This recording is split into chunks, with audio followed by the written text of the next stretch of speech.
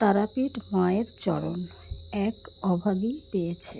তাহলে সেই অভাগীর কথা একটু শোনাই তোমাদের। এই কথাগুলো মন দিয়ে শুনবে আর কমেন্টে জানিয়ে যাবে মায়ের চরণ দুটো কেমন লাগছে। মেয়েটি অভাগী কেন সেটা বলছি। মেয়েটির 2-3বার বিয়ে হয়, শ্বশুর বাড়ি থেকে তাকে তাড়িয়ে দেওয়া হয়, কিন্তু সে লোকের বাড়ি ঝিয়ের কাজ করে।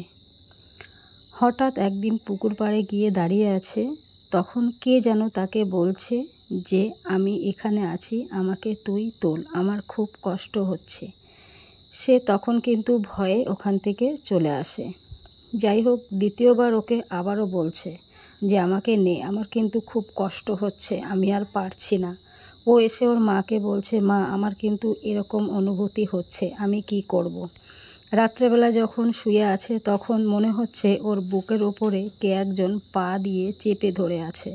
তখন সে মাকে চিৎকার করে বলছে, মা আমার কাছে এসো, আমার বুকের ওপরে কে যেন পায়ে চাপা দিয়ে আছে, আমার খুব কষ্ট হচ্ছে। তখন তার মা বলছে, এটা তোর স্বপ্ন ছিল। যাই হোক, সে একদিন হঠাৎ সাইকেল নিয়ে কাজের বাড়ি গেছে। কাজ থেকে যখন ফিরে আসছে তখন হঠাৎ রাস্তার মাঝখানে তার সাইকেল আর চলছে না। তখন শুনতে পাচ্ছে যে এখানে আমি আছি, আগে আমাকে তোল, তারপরে তুই বাড়ি যাবি। তখন সে আস্তে করে সেই পুকুরে নেমে গেছে। নামার পরে যখন কোমর পর্যন্ত জলে গেছে, তখন গিয়ে যখন হাত দিয়ে জলের তলে দেখছে তখন কিন্তু হাতে বাজছে, কিন্তু মাকে পাচ্ছে না। তখন মা বলছে, তুই ডুব না দিলে আমাকে কখনোই পাবি না, আগে ডুব দে। তখন মেয়েটি কি করলো, ডুব দিল। ডুব দিয়ে তখন পাটা মায়ের পেয়েছে। তারপরে আর এক ডুব দেওয়ার পরে মায়ের ডান পাটা পেয়েছে। পাওয়ার পরে সে আবার রাস্তায় এসে তার সাইকেল নিয়ে যখন দেখছে সাইকেলের কিছুই হয়নি, সাইকেল নিয়ে বাড়িতে চলে এসছে।